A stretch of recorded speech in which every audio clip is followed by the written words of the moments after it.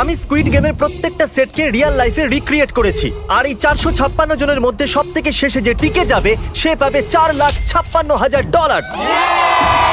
তাহলে প্রথম গেম আমরা খেলবো রেড লাইট গ্রিন লাইট। আর এই বড় ঘরের অপর প্রান্তে যে রেড লাইনটা আছে সেখানে পৌঁছানোর জন্য এদের কাছে 8 ঘন্টা আছে। তাই আর অপেক্ষা না করে green light, red light.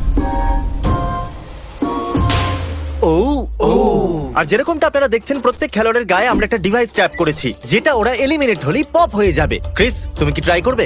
Red light. ও ও আরে না, আমি নিশ্চিত যে ওরা নড়েছিল। Green light, red light.